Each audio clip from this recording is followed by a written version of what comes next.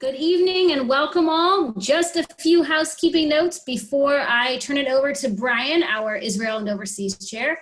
First, I have muted you all so that it will be easier to hear our speaker this evening, and you cannot unmute yourself. So I learned that little trick. Secondly, we have allotted time at the end for questions. So should you have a question, you can submit it via the chat. You can also raise your hand via the raise hand icon and I can unmute you. Now, I'm going to turn it over to Brian for the introduction of our speaker. All right, thank you, Erin. Hold on, everyone, just hold on one second. All right, here we go. I'm gonna read our guest speaker's bio tonight. Her name is Adva Vilchinski. And she's the counsel for public diplomacy, and she's responsible for engagement with civil society across the consulate's 5-state jurisdiction, including New York, New Jersey, Pennsylvania, Ohio, and Delaware. She also develops crucial relationships with various leaders as a representative for the State of Israel. She was appointed in the summer of 2019 to this position, and she came to the Israeli consulate from India, where she had served her previous role as political advisor at the Israeli embassy in New Delhi. Prior to joining the foreign ministry in 2015, Adva began her early career in academics and foreign aid. And she was serving as the country director in the Philippines for Israel's aid program called IsraAid. And during that time at IsraAid, she led the organization's activities in that country following the super typhoon Yolanda. Adva's other roles have included instructing at the AIDS Task Force in Israel, the Israel Museum's Rabin Center, and the Negev's Rape Crisis Center. She was born in Tel Aviv, and Adva completed her BA and Master's in Political Science and Government at Ben Gurion University. When Adva attended Ben Gurion University, she served as a teaching aide and project manager at the Africa Center. Adva currently lives in Manhattan with her husband and her baby daughter, who a few of us got to see earlier before she got to put her to bed. Adorable. And she enjoys running and listening to music in her free time. And I assume these days with a mask. And Adva's, her choice topics that she really loves to speak on around Israel and India's relationships, as well as Israel's work in humanitarian efforts. So with that, everyone, please silently welcome Adva Vilchinski. Thank you, Adva.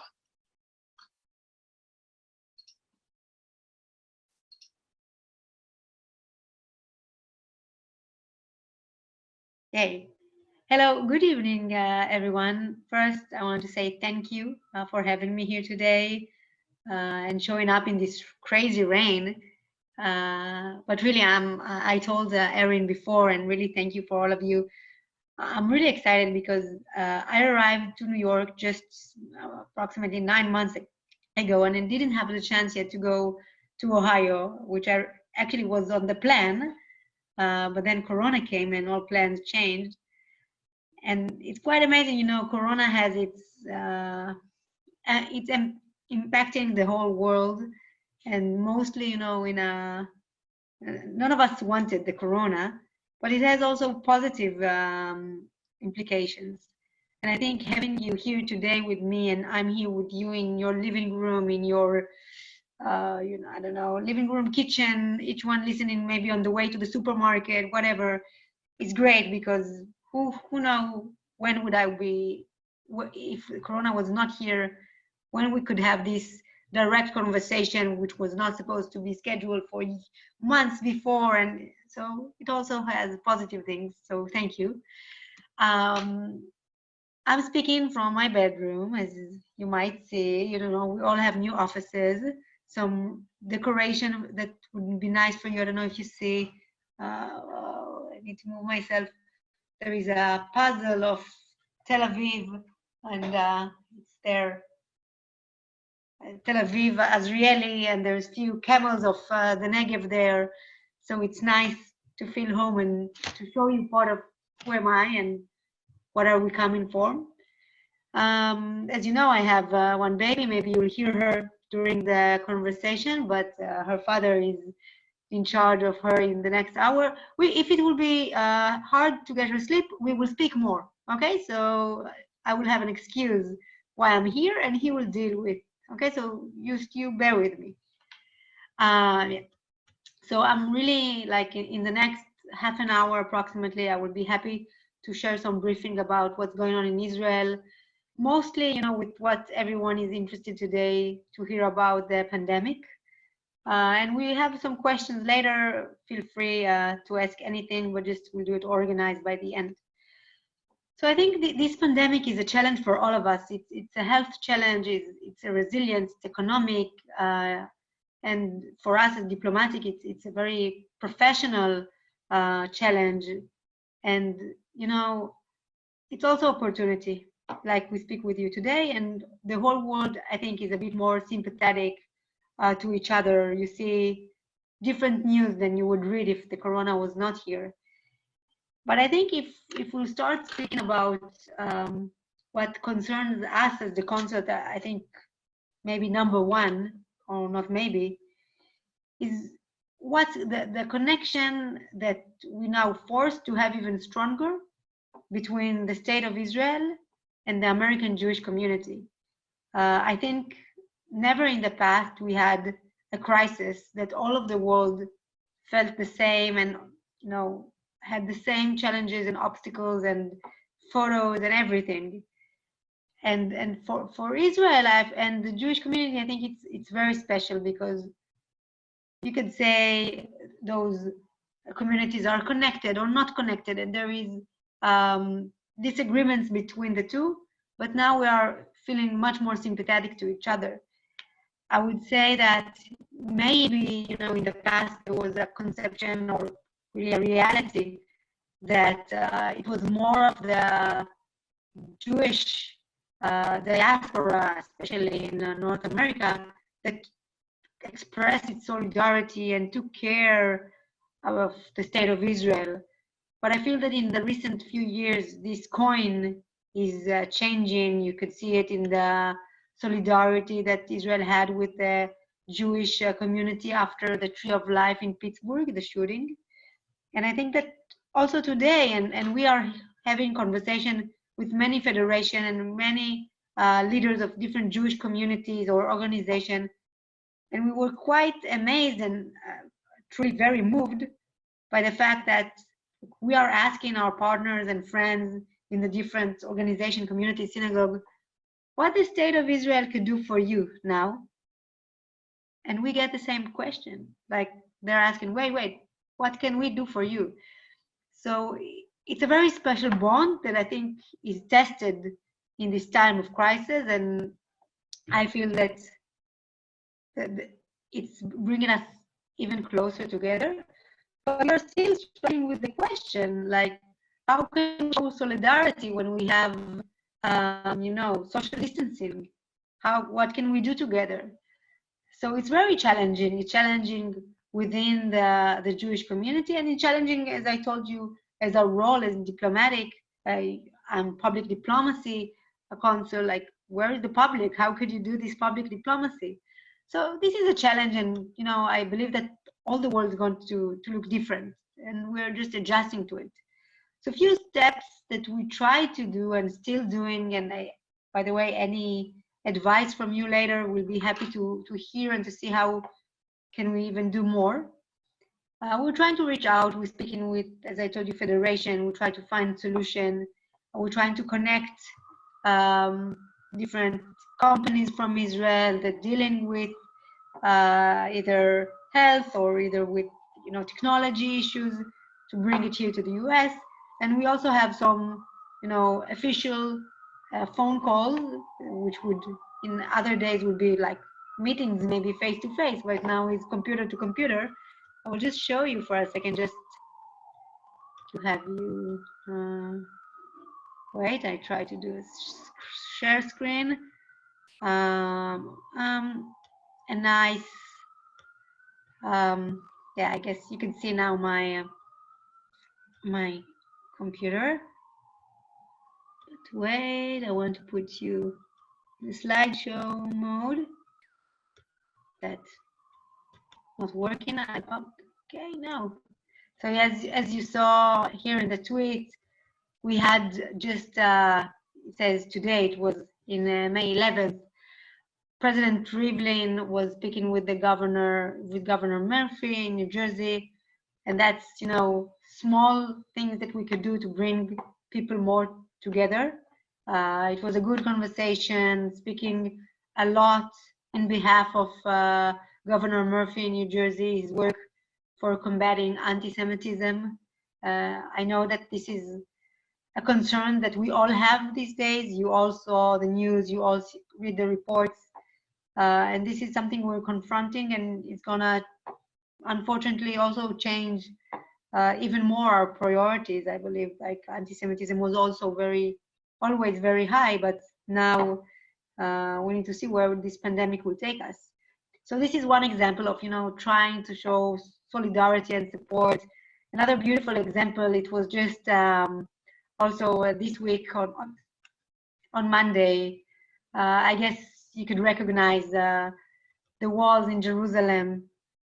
This is an initiative of Tzipi Chotoveli and her office and the ministry that just placed the different flags of the different Jewish communities all over the world that suffer the most from the coronavirus. You could see proudly near to the Israeli flag, the US flag.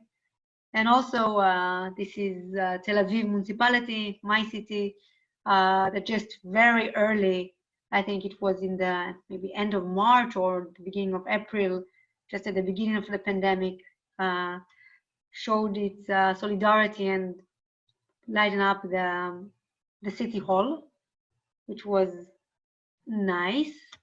I'm stopping the screen, just a second. Yes, I'm back with you. So that's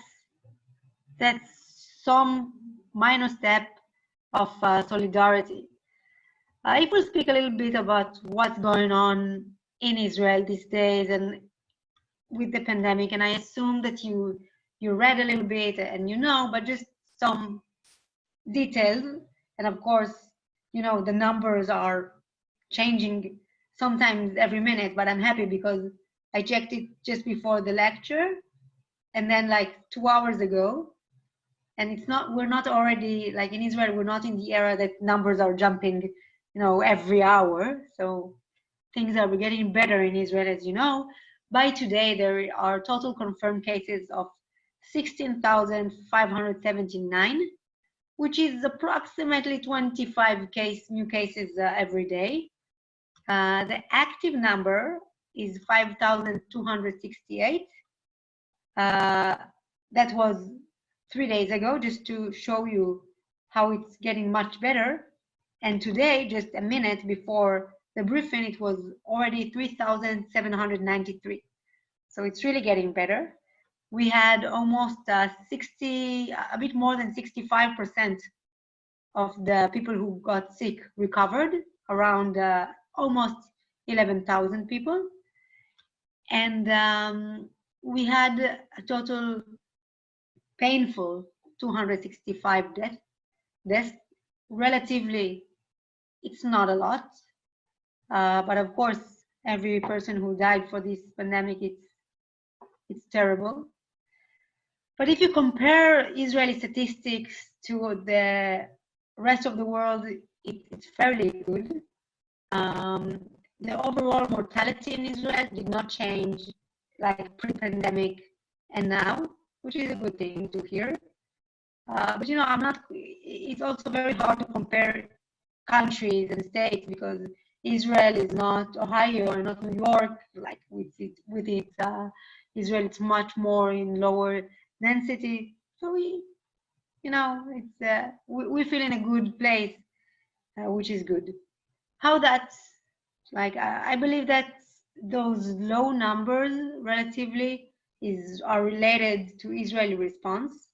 I think relatively Israel responded very quickly. We were quite amazed, to be here in New York and like seeing that, reading about Israel, like, okay, the borders are closed and social distancing is happening so so fast. It was, for us not living in Israel, it was very surprising.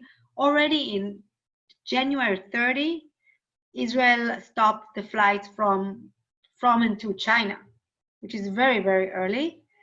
And just 2 weeks later, we started with mandatory quarantine for everyone, which is valid until today.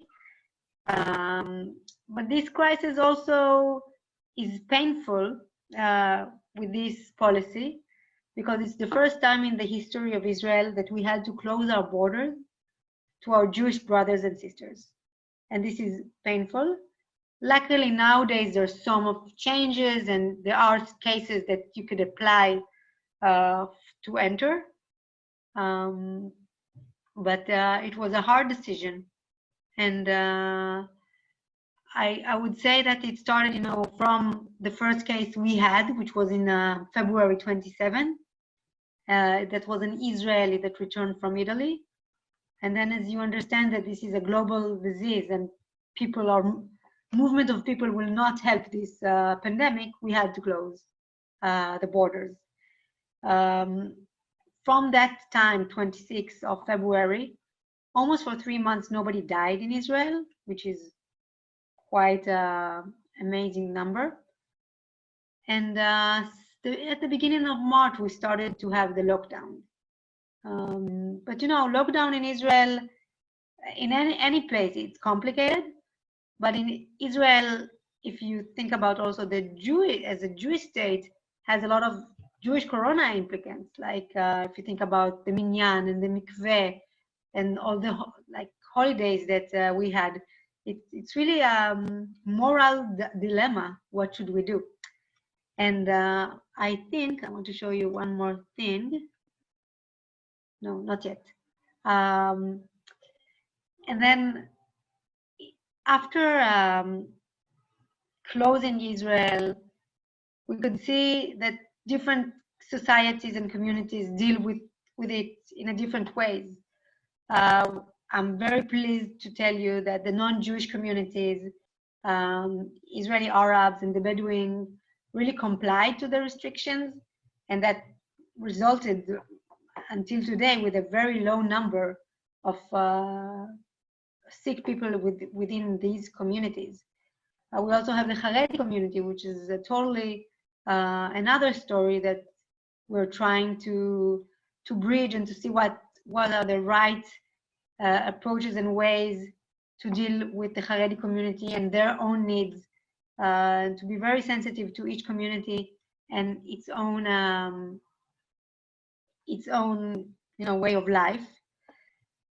But I think also what's quite amazing with the corona, if you could combine those two words together, it brings a lot of solidarity and good stories of being together. I want to show you one more thing, not one more thing, I'll show you much more, but one nice thing. You might saw that in the news, I assume, but it was really moving, and even the CNN thought it was great.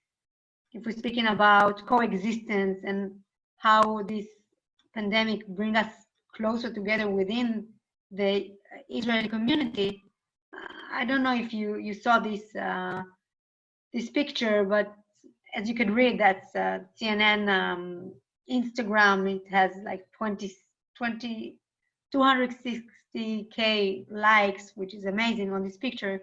That in a simple way present, the everyday reality of Israel, having Jews and Muslims working together and trying just to save lives. So this is a picture that I really liked, and it also brings us, to special places that we would never imagine to see this holy country. Like you've all been in Jerusalem, I assume, or know it very well, and you would never expect to see the Wailing Wall like this. And when we're speaking about what to do with mikveh and minyan, this is the pillar and the core of the state. So it's painful to see the Wailing Wall like this. It's very powerful, but it's also very painful. can see Migdal David. This is the most crowded places almost in the old town, in the old city. To see it like that, it's, for me, it's powerful, but also quite quite challenging to believe that this is the life that we have to enforce for ourselves right now. We spoke about the Haredi community and solidarity. So just to show you another interesting activity that we did here in our consulate in New York, as you could read, because of the knowledge and the know-how that Israeli had with the ultra-Orthodox community, we had a Zoom call, a meeting between Consul General Danny Dayan, that brought to, I would say, our offices, but it's not, it's our living rooms, Israeli Minister of Health, that had shared his know-how with Orthodox community, with the chairman of Agudat Israel. And that's just another creative way to think, how can we be together while we're separate? I'm going to go back to you. Thank you.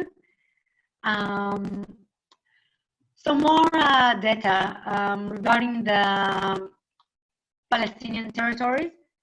I'm proudly, I can proudly say that just right from the beginning, there was a very good cooperation. You could see also remarks by the UN about that, about the Israeli response in helping these communities. That the response and the good cooperation is mainly collaboration between the two ministries of health. A lot of tests, the corona tests that were brought from Israel to the Palestinian territories, equipment, personal equipment, and also training and guidance of, you know, as I told you, know-how is the name of the game in this pandemic. Still, people also could, the work permit for Palestinians to Israel that we tried, you know, that their livelihood will not be in danger. And I think that's a good brief of what happened until now. And then the question, what's going to be in Israel? What is the exit strategy? I will show you again. Just will be more infographic and nice to see what's going on in Israel. Just a second. So, as of 10 days ago, the lockdown was relieved, and malls and markets and gathering of up to 20 people were allowed.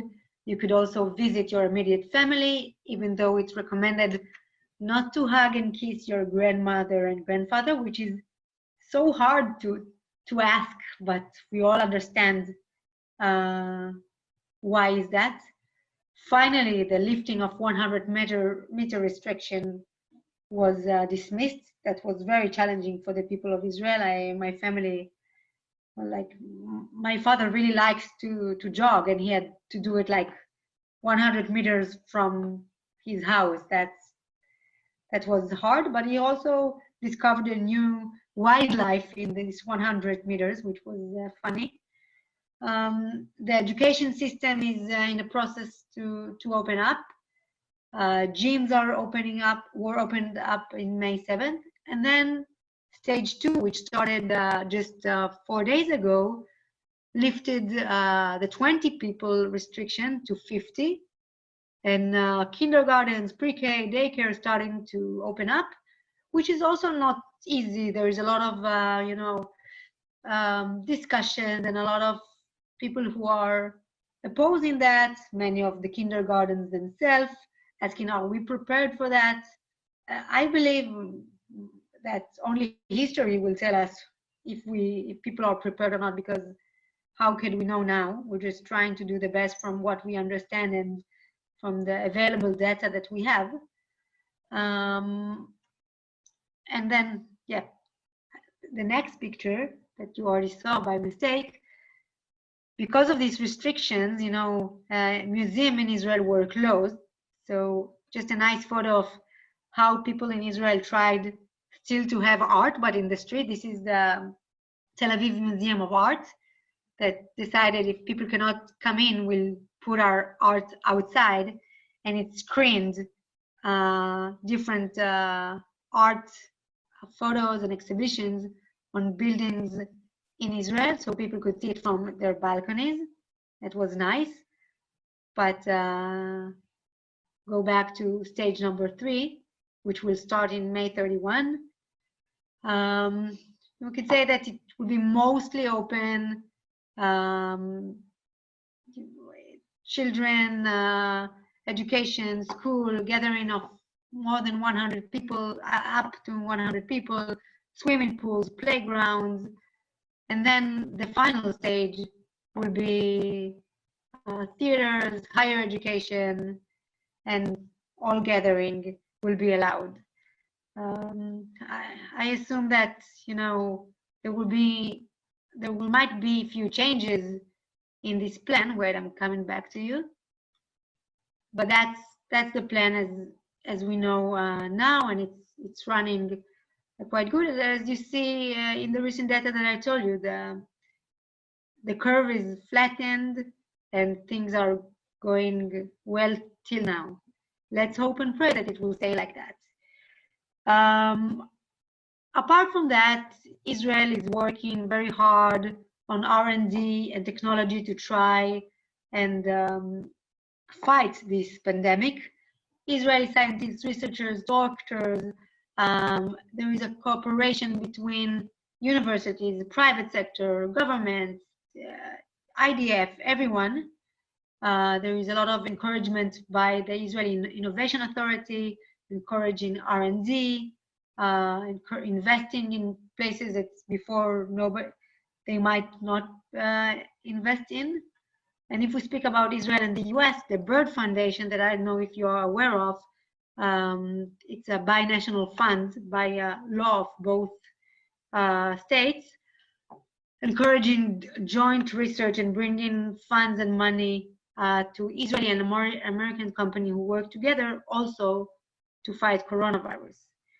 I assume that you saw the good news, and if not, I'm happy to tell you the good news about the Institute for Biological Research, which is a government agency, that had a major breakthrough that they found. They isolated an antibody that effectively neutralized the virus using blood samples, using the coronavirus patients, which, you know, that maybe for us, which we are not medical person, sounds Chinese, but it's actually it's a beautiful first lab in the world to have this milestone. And also the same institution is looking now to have a mass production to one treatment that they found, to have it go beyond the lab. I could tell you there are more good news. Also, Migal, which is a research institute in the Galil, developed effective vaccine against different kind of a family of COVID-19 that was found in poultry. And I'll show you a nice picture from that. Wait.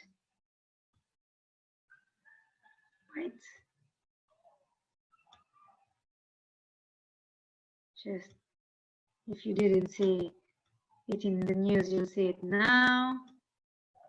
It was covered all over the world, and for us, it was a great, great achievement.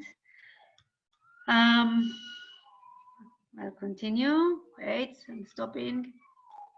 Yes. What else? We have more researchers going in Tel Aviv universities and also United States just recently granted a patent for a professor from Tel Aviv University, Jonathan Gershoni, for a vaccine design that he had for one of the corona family viruses. So yeah, it's a lot of R&D. Also telemedicine. We're promoting and developing a lot of telemedicine in Sheba Hospital. It's first of its kind telemedicine that minimizes the contact between the medical staff and the patient. And also the aerospace industry is teamed up with the Ministry of Defense and the Technion. You see, it's all combined by combination of universities, higher education, government, that they developed a remote monitoring system that also minimized the contact between caregivers and patients, which is used by an optical sensor, which is great. Also, there was like in everywhere in the world, there was a fear of ventilator shortage. So the Israeli Air Force, together with Microsoft Israel and Magen David Adom, had come up with a solution for that. And they have an innovative product that uses a manual respiration balloon, but it operates automatically. So it makes things much easier. And that technology is designed as an open source, which means that every person in the world could just take it and produce it the same for all over the world to share it with everyone. So this is great. Also in the international level, I would say that there is a lot of effort. As I told you, we are having conversations with different stakeholders. We also recently, Prime Minister Netanyahu participated in the Coronavirus Global Response Conference, and then he announced that Israel will pledge $60 million to the conference founding efforts, and those funds will be used to find a vaccine or how to treat patients during the pandemic, which is very important. Also, if we're speaking about the international arena, Israel signed a few days back on a declaration by the Secretary of the UN about joining the efforts against the violence, domestic violence, which in a rise during this pandemic. And we also shared our Magen app. A Magen app is a Magen that was developed by the Ministry of Health, and it's also an open source technology. And what it gives you, that if you want to download this app voluntarily, you don't have to. It uses your GPS history, and then it alerts you from other people that were recognized as coronavirus positive sick people, and then it shows the information about you. It's like if you use Waze or Google navigation. It's the Waze for corona, I would say. And also, apart from government and higher education and technology, the civil society in Israel is very involved. You had different organizations giving aid, like Israel Aid and Smart Aid. You have the Israel Trauma Coalition, which is an umbrella organization with trauma experts. They also gave some support after they went up to Pittsburgh after Tree of Light assassination. And they're working within the Jewish communities. They gave training to different leaders within the different federations, and also more in the official level to different State Department health officials, like sharing the know-hows. And our work in the consulates, as I told you, to coordinate all of these calls and to have bring the states together and different leaders. We also having different webinars on different topics, just to share what Israel is doing and to share some of our knowledge, if it's related to Corona or not related to Corona. You know, I'm doing public diplomacy, so now the public is online, so our activity are online. Something nice that I want to show you that we did, and we almost, I know it's hard to be in the computer in Zoom and in conversation, so I'm about to finish my presentation. Don't worry if you're tired, but I want to show you a few last things. Computer is so slow. So this is a nice webinar that we did with Israel Dream Doctors, medical clowns. We gathered many people around North America, and we have, you see here, a medical clown that gave some tools and training session to different leaders in different communities about how to use humor in this time of crisis. Here is, if you see, this is me and Tom, baby Tom, who didn't have the chance to see her before. What actually was very moving in this webinar, and you could see it online in our Facebook and different channels, that one of the participants, this guy, this is on the left, you can see Nimrod, he's the clown, and Abdallah is on the right. He's speaking with us from Gaza. Again, things that were not so easy to happen if we were not in Corona age. Abdallah was hospitalized in Israel due to his cancer a few years back. There he was exposed to medical clowns, and he said he wanted to be a medical clown. He started to learn that by his friends, the Israeli clowns, and he uses it still today. So that's also very moving, and things that you would say could happen just in crazy times like this. So few more things about the consulate. We had meetings between the IDF Homefront Command and Delaware Department of Safety and Homeland Security. And we're trying to have more calls like that with different states. We hope to have something with Ohio as well. And again, I think we are, all of us, in a mode of unity and solidarity, and thinking how the world is small now, that we are all connected, and how can we do small things, you know, a lot of them are just by opening your computer and getting up in the morning, but they're really affecting people.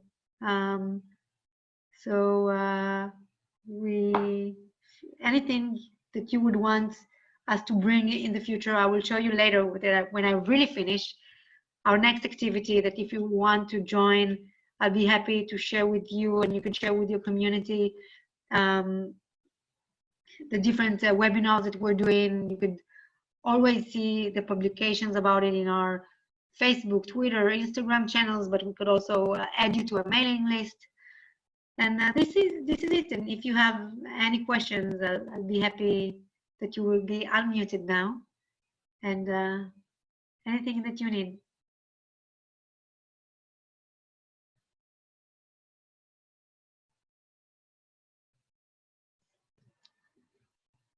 I'd like to be on the mailing list. I don't do Twitter and things like that, but I'd like to be on the mailing list because I'd like to send it out to some people that aren't in Ohio, and I think they'd be very interested, especially the medical news is incredible. Kol hakavod. Wonderful. Wonderful. Thank you, Erin. Good job. You're welcome. I can make sure we make that connection with whatever mailing you need to get on. I'm very good. Okay, good. Because, you know, I'm not, And I can do Zoom, but that's it. Can I ask a question here? Ooh, look who's that? Even though, sorry, did I interrupt, Ellen? Would you have something else to say? Sorry? No, okay. No, I was looking at Brandy Katz's bees. Okay. Even though they're thinking about opening up things in the United States as well, like you think you're doing in Israel, a lot of individuals are going to be wary anyway and probably will not open themselves up to go back to the things that are being opened up, you know, recreational ideas, businesses ideas, going to malls, going to shops, etc. What do you think the population in Israel will do? You know, will they be more reluctant to go, or do you think they will sort of follow whatever the government tells them to do? So it's a very hard question. I could tell you that many people in Israel that I spoke with, even today, said, listen, things slowly look like normal. And it's funny, they said, I had traffic on the way to work. I feel like everybody are back to business. So it seems that people are, quite like not so hesitant to go back to normal as I would imagine, because I'm here and I'm feeling what's going on here. But I think that they feel secure doing that step by step, and also the government promised it will not go to the next step if few measurements will not occur. So they have some kind of a confidence. But also I can tell you, I have a great friend that got engaged a few months ago, and she said, no, I don't know if I'll have a wedding anytime soon in the next year. So I think it's complicated, and I think in the whole people will go back to normal quite fast in Israel, I feel. I know Todd had a question, and then Rachel. Hi, first of all, thank you for doing this. Appreciate it. So regarding the Israel Trauma Coalition, when I was the CEO in the Vegas Federation, and we brought them out after the October 1st shooting at Mandalay. It was a very intensive process to bring them out. It took a while. There's a lot of paperwork, a lot of conversations back and forth.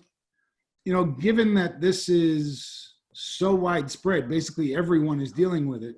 And there's a feeling that it's not going to really impact people for a couple of weeks, a couple of months after we start getting back into our, whatever the new normal is.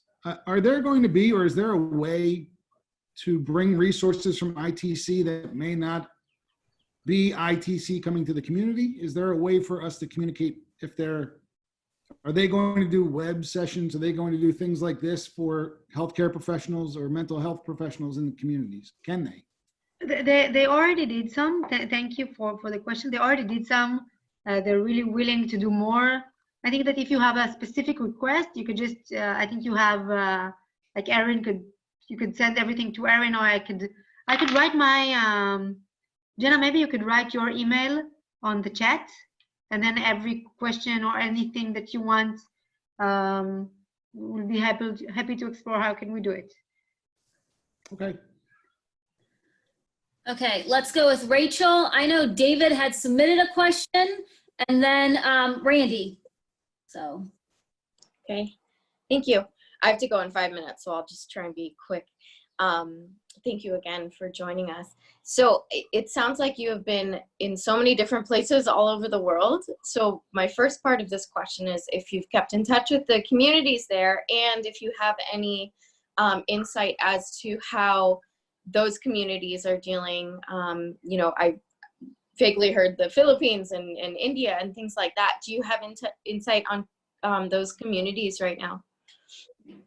Yeah, so first of all, thank you. It's funny because in the previous webinar that I did, I can look it up now, but I showed a picture from someone in the Philippines that I'm still in touch with in Facebook, that I was so amazed because, in Israel, what we did, I'm not part of them, I could say them or we, never mind, is a project for long-term psychosocial support training. So, it could be very similar to ITC. You give training to trainers, and then they implement that in the community. And I was so amazed. I'll try to find it now. But, it's already 6 years back, and he's posting on Facebook on how he uses now those tools. I'm sorry that I'm not looking into, I'm looking for the post in the, still using those tools of mental health and training that he got from Israel now in the coronavirus. So yeah, I'm still in touch with them. He's posting a lot, so it takes like forever to find it. And then regarding your second question about what's going on in those communities, India is in lockdown for a while. it's crazy. There was one graph that described the car movement in different places on Earth, and Mumbai, which you could imagine is such a hectic city, was so low. I want to be in India this time just to feel how is it. So there is a complete lockdown. People it's not easy for people. And in the Philippines, it's hard for me to say, because where I lived is in a very, very small town, not like where the typhoon hit. So it's a very small community that I cannot include from that to the whole society. But they felt that they are safe, and they're just, I feel that in those countries, like in every country, but mostly in the more poor countries, the danger and the most vulnerable people, they're even more vulnerable. So we need to be sensitive with them.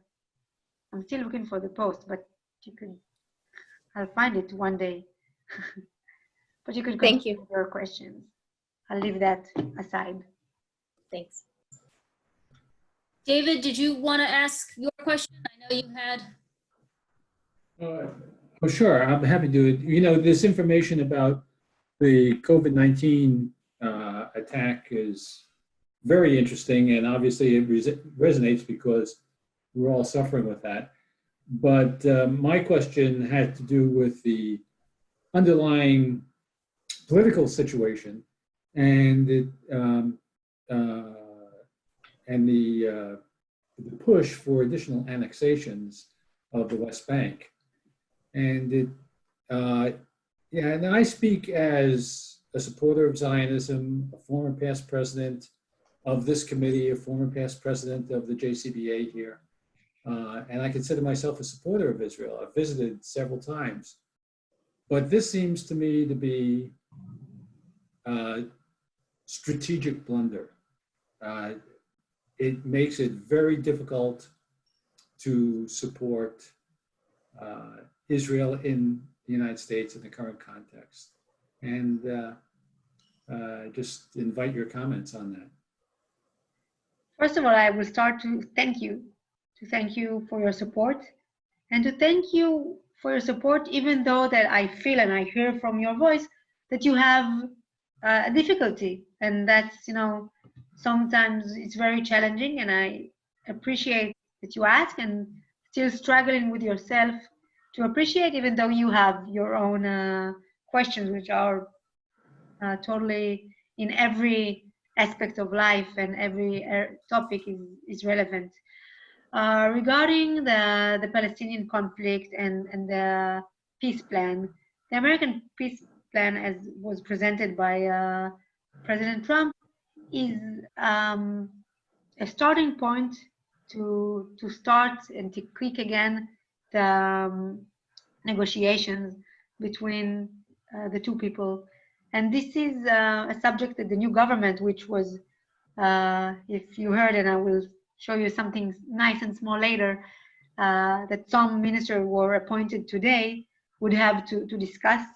As you know, Secretary of State Pompeo was in Israel yesterday, and he discussed about that with both Prime Minister Netanyahu and with Benny Gantz. And it's something, you call it annexation, that what was written in the plan, and what is the starting point is to speak about having the Israeli sovereignty on some of the territories. Israel is highly interested to finish the conflict, but that have to be with negotiation and with both parties to communicate with each other. And unfortunately, in the past, there were a lot of negative response that we got from the Palestinian leadership. I hope that now, as we have a new government, which took us only 3 elections to have that, things will go for the best. We all want to finish this conflict, and I think that, and excellent example is the way that Israel, cooperated and have nothing, like put the conflict aside and have a cooperation with the corona and try to do everything in the possibilities that we have.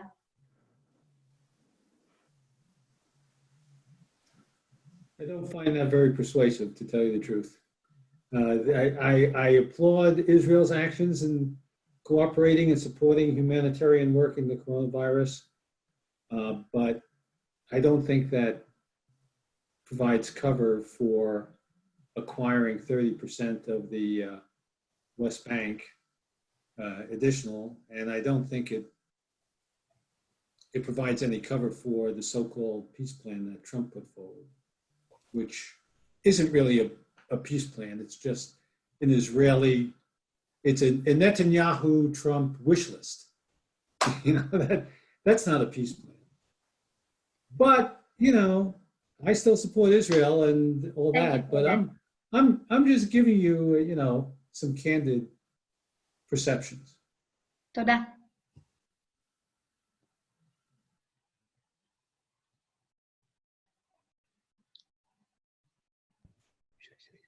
Okay, Randy Katz.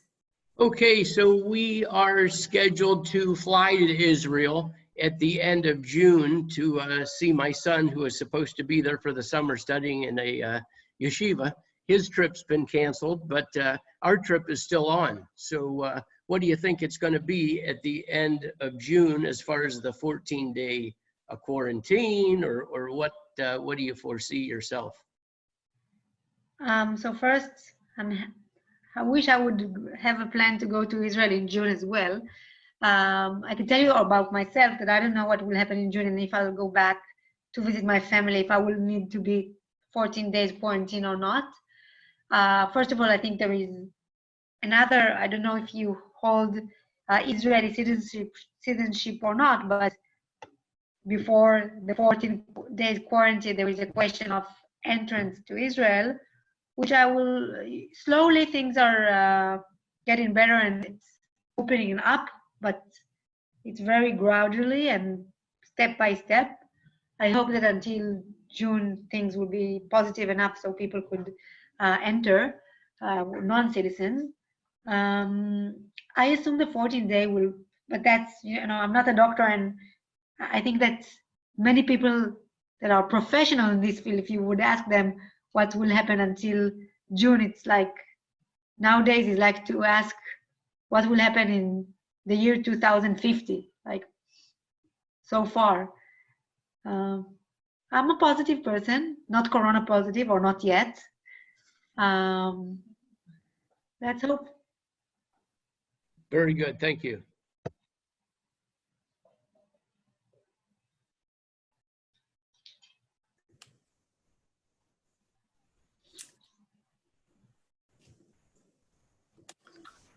So my question was a little bit along the line of Randy's, because I know how important tourism is to Israel. And my cousins and friends who live there, who I talk to every week, were telling me about all the food that's, nobody's there to eat it, that the farmers have all this food, and there's how terrible it is that the hotels and restaurants it's all being wasted. And I know that's such an important thing to Israel. So just wondering, as Randy said, how Israel imagines being able to get tourism up and going again. First of all, I think, the pandemic is influencing all the economy, not only tourism, but yes, there are sectors that are much more affected in all over the world, and yeah, Israel is very tourism prone. This is why, there is also conflicts between different ministries and what they think. Like recently, one of the ministries, like the health ministry, didn't want to open up the outside gyms that you have like in parks. but other ministries said, no, we'll fight for that. People need it. So it's a fight of, that's politics. Whoever thinks is right. I think a lot of like the positive side of it, that if before people in Israel, and I think mostly all over the world, when they think about vacation, they would go abroad. So now many people are afraid to go abroad. Right. So a lot of them will tour Israel. I believe it will help a lot. That's interesting. Also, my cousins who are teachers, it's so interesting to me that kids went back to school, some of them, just to watch and see what's happening as children are going back. Teachers are going back to work in classrooms. Yeah, See what happens. My sister is a teacher. And first of all, she said that she's very happy to go back. It's hard to be at home. It's also difficult, like physically, it's difficult because she needs to teach, 10-year-old children with a mask all day. Physically, it's very hard. But she said, that also the students are very cooperative. They understand. So I think people see it in a positive light.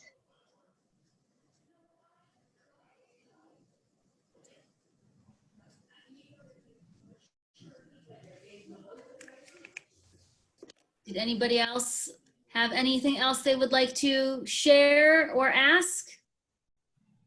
Speak now. Only me. Only you. Okay. So I like always to finish in a positive note, like we spoke about pandemic and everything. So just two nice things.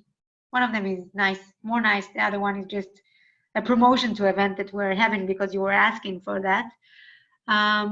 So with politics and everything and government and right and left and who's right and who's not, that's always, a question, and it's not our business as diplomat to decide the government guidelines, but we are very happy when major milestones in the country are occurring. And I think that today, and I'm going to show you a picture, of course, we had an amazing milestone for Israel.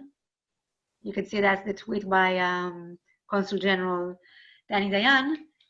So today, the member of Knesset, Pnina Tamo-Shata, she, in the picture, the small one, was immigrated to Israel with her family when she was 3. She's gonna be sworn next week as the Minister of Immigration in Israel, and that's going to be our first Ethiopian Israeli to be in the cabinet, which I find is very thrilling news. So that's one thing that I want to show you to finish with a smile. The second thing is to tell you about our upcoming webinar. We're speaking about sharing information between Israel and the US. We're going to have a conversation with Professor Adva Vilchinski, who is the CEO of Asuta Medical Center. And he will be speaking with Dr. David Ben-Eli, which is the Division Medical Director of New York City Fire Department. I'm going to share best know-hows and challenges that both of those countries, cities have. So that's going to be very interesting. Next Wednesday, we'll be happy to share with you all the information. If you want, I'll send it to Erin, and then you can spread it. And by the way, it's not only for Jewish or Israeli, it's for everyone. You can share it. Feel free to different networks that you are part of.